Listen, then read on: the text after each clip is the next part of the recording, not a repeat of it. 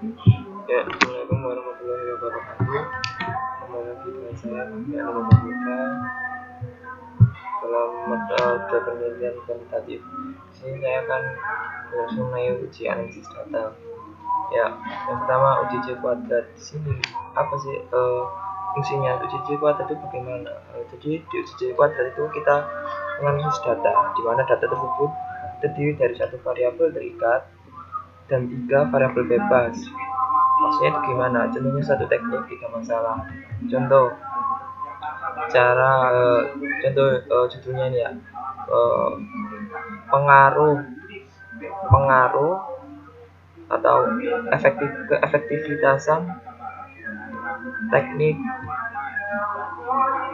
sosial modeling dalam menyelesaikan minder satu masalah, minder, insomnia, dan kecemasan. Itu kan jadi kan satu teknik 3 masalah, yaitu tekniknya social modeling dengan masalah minder, terus apa tadi, insomnia dan kecemasan, itulah ya. Terus yang kedua yaitu korelasi Spearman. Di sini terdiri dari satu variabel independen, satu variabel dependen. Ini satu variabel X, satu variabel Y. Nah, di sini analisis datanya itu menggunakan skala, di mana skalanya itu diserahkan kepada konseli. Jadi kita sebagai konselor itu menanyakan, ibaratkan hari ini, ibaratkan Anda sekarang bahagia dalam skala 1 sampai 10, di manakah letak Anda? Terus konselnya menjawab, saya terletak di angka 7. Oke, 7. Nah, ini kan satu konseli. Nah, itu kita jumlah berapa konseli, misalnya 5 konseli. 5 konseli itu kan jadikan dibagi tingkatan tuh. Ada yang kurang, pas, dan lebih. Ada ya, kita sudah dulu.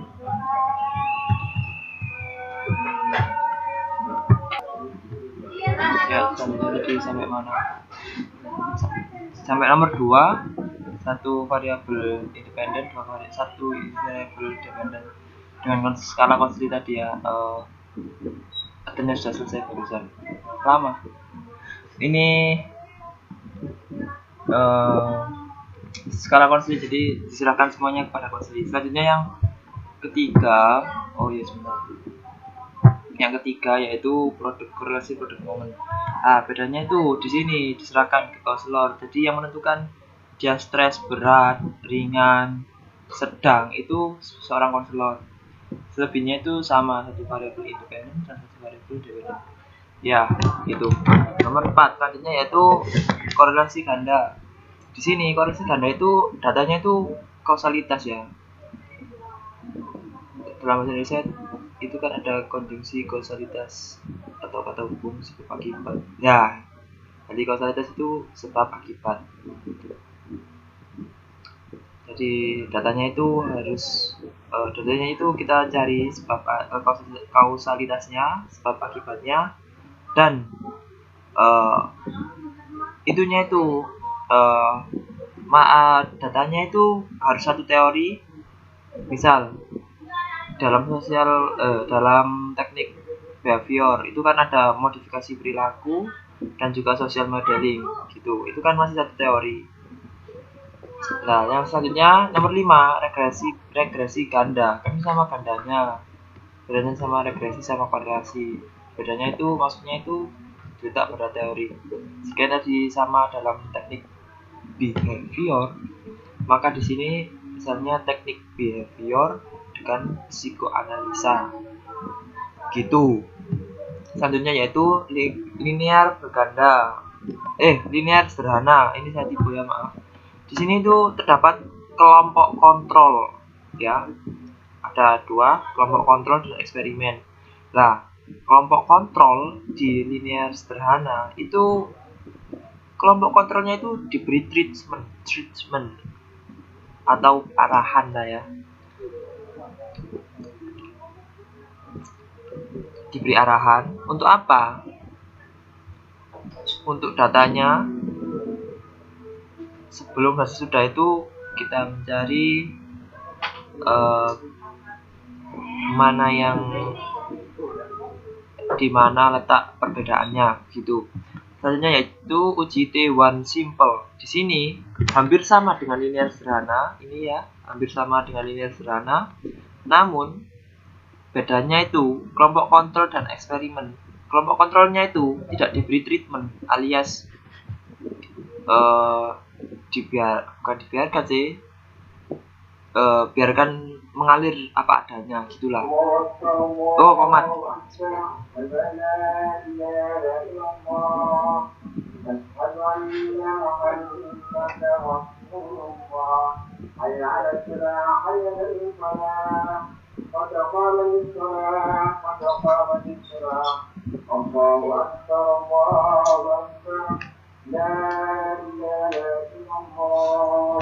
Selanjutnya yaitu uji beda dua variabel. Di sini tuh maksudnya itu contohnya itu satu obat dua penyakit. Misalnya satu teknik dua masalah.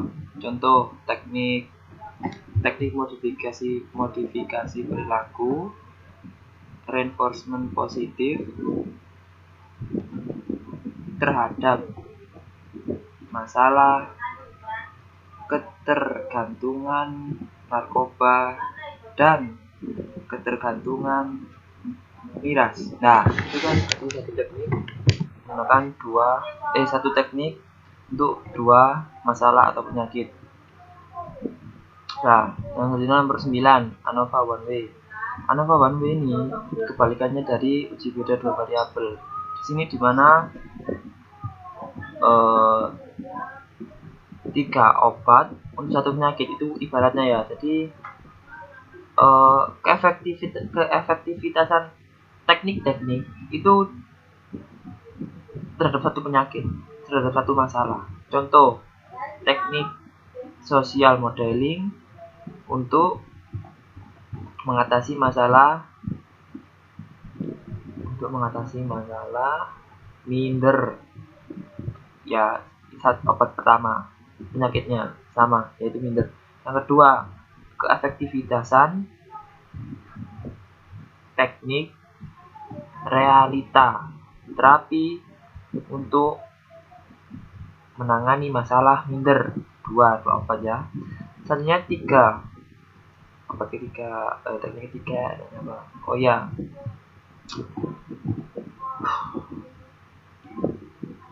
keefektivitasan teknik flooding untuk mengatasi minder. Nah, jadi kan ini tiga teknik untuk satu penyakit. Nah, itu datanya itu dianalisis mana yang lebih efektif untuk menghasilkan untuk mengatasi satu masalah atau satu penyakit. Selanjutnya yaitu ANOVA two way. Di sini itu jalan ceritanya itu dibandingkan. Misalnya cerita 1 sama cerita 2 itu dibandingkan, lalu dicari mana sekiranya cerita yang masuk akal. Oh, ini dalam cerita sih, tapi kalau dalam bimbingan konseling 2 judul dibandingkan, lalu dicari keefektifan mana yang lebih gitu. Jadi misalkan teknik, oh ya, ini masalahnya itu harus hampir sama ya. Contoh terapi keefisienan teknik flooding menangani masalah ketergantungan narkoba. Ini satu pertama ya. Terus yang kedua, keefektifan teknik social modeling untuk menangani ketergantungan rokok. Lah, ini kan hampir sama ya, ketergantungan. Bedanya rokok sama narkoba.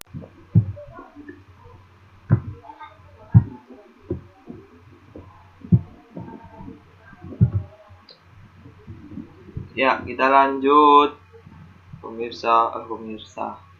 Lihat di 2 judul, perbandingan 2 judul ya, yang serumpun. Misalnya tadi apa? Lupa saya karena videonya terpotong, saya juga mangkel. Ya maklumlah, saya pakai gratisan. Ini game gratisan bos, apa daya bos. Kita ulang ya. Misalnya judulnya itu efektivitas dua judul ini dibandingkan kan ya. Misalnya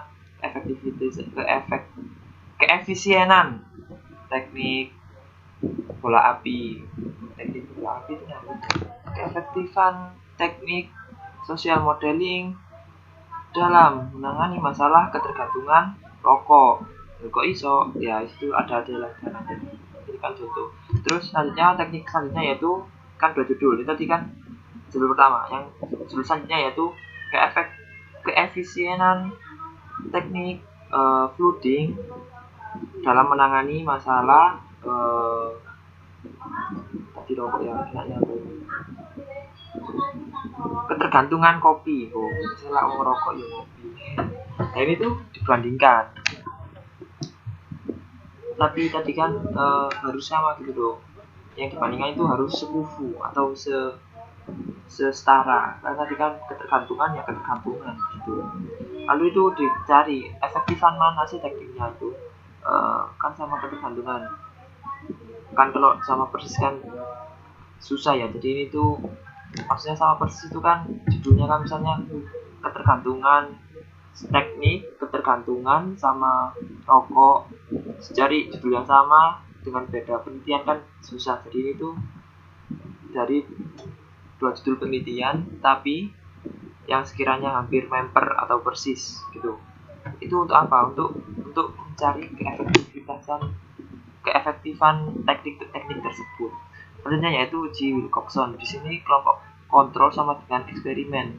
Maksudnya apa? Uji Wilcoxon itu tujuannya itu akan mengetahui bahwasannya data dari kelompok kontrol itu sama dengan eksperimen. Artinya apa? Artinya yaitu data tersebut berdistribusi normal. Kebalik nomor 12, uji Mann-Whitney. Ini tuh kebalikannya dari uji Wilcoxon. Uji Mann-Whitney itu uji dimana data itu mencari data tersebut itu abnormal. Karena apa? Karena data kelompok kontrol tidak sama dengan eksperimen. Nah, sekian. Assalamualaikum warahmatullahi wabarakatuh.